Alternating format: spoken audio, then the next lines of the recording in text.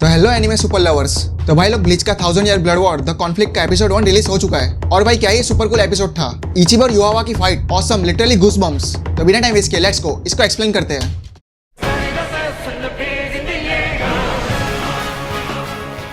तो ब्लीच के इस फर्स्ट एपिसोड की शुरुआत बेहतरीन कूल इंट्रो से होती है।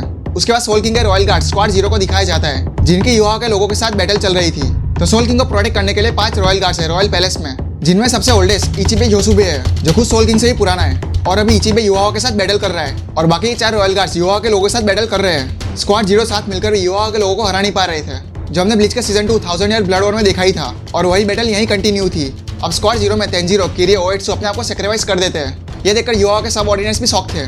उन तीनों रॉयल गार्ड से अपने आप को इसलिए सैक्रिफाइस किया था ताकि the blood oath seal break हो जाए। ये देखकर गेरार्ड सेंजीमारू कहता है कि तुम 4 रॉयल गार्ड्स मिलकर भी उन्हें हरा नहीं पाए, अब अकेली सेंजीमारू उन्हें कैसे हरा पाएगी। फिर सेंजीमारू गेरार्ड को कहती है कि उनका सिर्फ स्लाइटेस्ट पावर हेवन और अर्थ को ट्रेम्बल कर दे रहा था, इसलिए उन्होंने उनकी लाइफ को आपस में लिंक करके उनके रियल स्वॉर्ड को सील कर दिया था ताकि तीनों वर्ल्ड शांति से रह सके।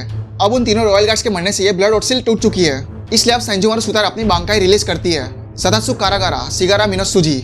दूसरी तरफ इचिगो और योरोची को भी पता चल जाता है कि सेंजीमारू ने अपनी बांकाई रिलीज कर दी है। फिर इचिगो ओरिहिमे को कहता है कि इचिगो ने रॉयल गार्ड स्क्वाड 0 के अंडर में ट्रेनिंग ली है जिसे उसे अपने रियल जनपक्तो, क्लोथ्स और पावर्स मिली है। दूसरी तरफ सेंजीमारू की इस बंकाई का एनिमेशन टॉप लेवल था और सेंजीमारू की ये बंकाई मॉडर्न और साथ ही क्लासिक लुक दे रही थी।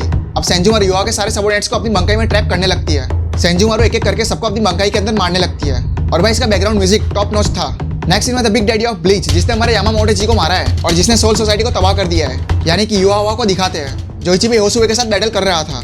अब इचिबे युवा को अपनी ऑल ब्लैक पावर इचिमोंजी के बारे में बताता है। अगर इचिबे अपनी इचिमोंजी रिलीज कर देता है तो सामने वाला कोई भी हो, चाहे वो सोल रिपर हो, क्विंची हो, मरा हो या जिंदा हो, उससे फर्क नहीं पड़ता, दुनिया का सारा ब्लैक इचिबे का बन जाता है। अब इचिबे युवा को अपनी इचिमोंजी की ब्लैक इंक से रंग देता है। अब इचिबे युवा का नया नाम देता है ब्लैक एंट अपनी स्वॉर्ड की इंक से लिखकर। ये इचिबे की एक तरह की बंकाई ही थी। फिर युवा कहता है कि ऐसा मैंने कभी नहीं सोचा था। फिर इचिबे युवा को कहता है कि यही डिफरेंस है उनके पावर्स के बीच, पर ये कहने का मकसद युवा का कुछ अलग ही था जो आगे पता चलेगा। अब इचिबे अपनी पावर से युवा को एक चींटी की तरह, जो उसने युवा को नाम भी दिया है ब्लैक एंट, उसकी तरह कुचल देता है और अपने हाथ से भी युवा को कुचल देता है। तभी ऐसा गिरते हुए युवा फिर से कहता है कि उसने ऐसा कभी नहीं सोचा था। भाई अब आएगा मजा, युवा ने ऐसा पहले क्यों कहा था अब पता चलेगा। युवा कहता है कि उसे बंद आंखों से इतना कुछ दिखाई दे सकता है, ऐसा उसने कभी नहीं सोचा था, यानी कि युवा की आंखें अभी तक बंद थी, वो बंद आंखों से फाइट कर रहा था अभी तक। अब युवा अपनी द ऑलमाइटी पावर यूज करता है। जैसे वो ऑलमाइटी पावर यूज करता है तब उसकी आंखों की 3 पुतली आ जाती है, यानी कि अब युवा ने अपनी आंखें खोली है। भाई ये बंदा नेक्स्ट लेवल पावर होल्ड करता है।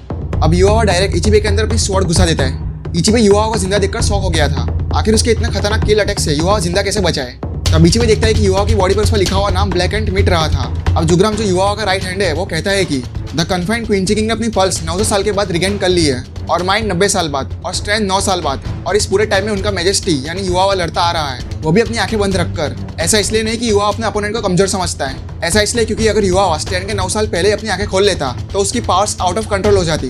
पर अभी परफेक्ट टाइम है युवा की आंखें खोलने का, क्योंकि युवा ने अपनी ट्रू स्ट्रेंथ पा ली है। भाई अब युवा बहुत ज्यादा पावरफुल हो गया था। अब इचिबे उस पर अटैक करता है पर युवा बड़े आराम से डॉज कर लेता है। नाउ युवा की आंखें अब वो सब कुछ देख सकती है और जान सकती है जो सामने आने वाला है। जैसे युवा अपनी द ऑलमाइटी पावर यूज करता है तब उसके सबऑर्डिनेट्स वापस अपने फॉर्म में आ जाते हैं, वो भी सेंजीमारू की बंकाई के अंदर नई पावर्स के साथ। अब सेंजीमारू उरियो इशिदा पर अटैक करती है। उरियो उसके सारे अटैक को डॉज कर लेता है पर आखिर में सेंजीमारू उरियो को पकड़ ही लेती है। फिर वो उरियो की नेक में निडल चुबो देती है। तभी उरियो के अंदर सैटर्न रेटर्स की पावर फ्लो होती है। अब उरियो सेंजीमारू की बंकाई के अंदर सेंजीमारू को ही कैद कर लेता है और अपने बॉ एरो से सेंजीमारू को खत्म कर देता है। उसे अपने क्विंची होने पर प्राउड है। अब युवा के सारे सबऑर्डिनेट्स जिंदा थे, किसी पर सेंजीमारू की बंकाई का कोई असर नहीं था। और दूसरी तरफ युवा पर से इचिबे का पेन की वजह सारा ब्लैक चला जाता है। अब इचिबे फिर से अपनी ऑल ब्लैक वाली पावर यूज करता है, वो भी एक्सट्रीम लेवल तक, और एक गाना भी गाता है रिचुअल टाइप युवा को खत्म करने के लिए। इचिबे का इतना सारा तामझाम करने के बावजूद भी युवा को कुछ फर्क नहीं पड़ता, वो अपना युवा नाम कहकर डायरेक्ट इचिबे का सर काट देता है, वो भी एक सिंगल अटैक में। अब युवा के सारे सबऑर्डिनेट्स अपने मेजेस्टी के आगे झुकते हैं। अब युवा सोल किंग तक जाने की सील तोड़ देता है और सोल किंग को खत्म करने के लिए जाने लगता है। भाई ये वाला सीन बहुत ही टॉप क्लास एनिमेट किया है। इतने सालों का इंतजार करने के बाद फाइनली युवा सोल किंग तक पहुंच जाता है। दूसरी तरफ इचिगो भी अपने फ्रेंड्स के साथ वहां पहुंच जाता है। तभी उन्हें वहां इचिबे का सर कटा पड़ा हुआ दिखता है और ही में उसे तुरंत हील करने चली जाती है। तभी इचिगो को इचिबे की आवाज सुनाई देती है।